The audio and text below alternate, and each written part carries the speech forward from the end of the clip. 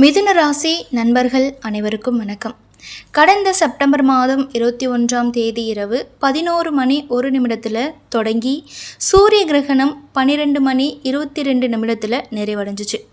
சூரிய கிரகணம் தொடங்கி 40 நாட்களில் 12 ராசிக்காரர்களுக்கும் பல்வேறு விதமான மாற்றங்கள் நடக்கும். அந்த வகையில் மிதுன ராசிக்காரர்களுக்கு கிடைக்கும் பலன்கள், அதிர்ஷ்டங்கள், கவனமாக இருக்க வேண்டிய விஷயங்கள் குறித்து இந்த ஜோதிட பதிவில் நம்ம பார்க்க போகிறோம். நடப்பு ஆண்டில் சூரிய கிரகணமானது செப்டம்பர் மாதம் 21ஆம் தேதி இரவில் உத்திர நட்சத்திரம் சிம்ம ராசியில் ஏற்பட்டு இருக்கு. சூரியனும் கேதுவும் இந்த நேரத்தில் இணையக்கூடும்.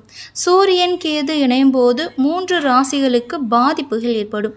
மேஷம், சிம்மம், தனுசு ஆகிய 3 ராசிக்காரர்களுக்கு சற்று அதிகமான பாதிப்புகள் ஏற்படும்.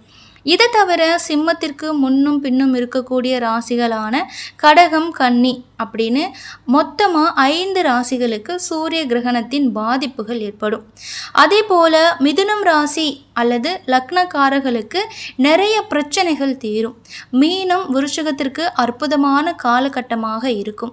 40 நாட்களுக்குள்ள நல்ல விஷயங்கள் நடக்கும். அந்த வகையில் வரும் 40 நாட்களுக்கு மிதுன ராசிக்காரர்களுக்கு ஏற்பட போகும் மாற்றங்கள், நன்மைகள், தெய்வ வழிபாடுகள் என்னென்ன அப்படின்றத பார்க்கலாம். பதிவுக்குள்ளே போகிறதுக்கு முன்னாடி இப்போ தான் நீங்கள் முதல் முறையாக நம்ம சேனலை பார்க்குறீங்க அப்படின்னா மறக்காமல் சப்ஸ்கிரைப் பண்ணி வச்சுக்கோங்க. மிதுன ராசி அல்லது லக்னக்காரர்களுக்கு 4ஆம் இடம் என்பது சுகஸ்தானம். நல்ல இடம் தேடிக்கொண்டு இருக்கிறவங்க, வீடு கட்ட வேணும் அப்படின்னு நினைக்கிறவங்களுக்கு அரசாங்க அதிகாரிகள், ஆவணங்கள், மூல பத்திரத்தில் பிரச்சனைகள் வருவதற்கான வாய்ப்புகள் உள்ளது. வீட்டு உபயோக பொருட்களில் பழுது வருவதற்கான வாய்ப்புகளும் உள்ளது. சூரியன், சந்திரன், கேது இணையும் போது பொதுவாக தண்ணீரினால் பாதிப்புகள் வருவதற்கான வாய்ப்புகள் உள்ளது. 4ஆம் இடம் என்பது சுகஸ்தானம். நன்றாக இருக்கும் காளை மாடுகளுக்கு உடல்நிலை சரியில்லாமல் போகும். விவசாயிகளுக்கு பாதிப்புகள் வரும் காலகட்டம் இது. அம்மாவுடைய உடல்நலில் பாதிப்பு வருவதற்கான வாய்ப்புகளும் உள்ளது.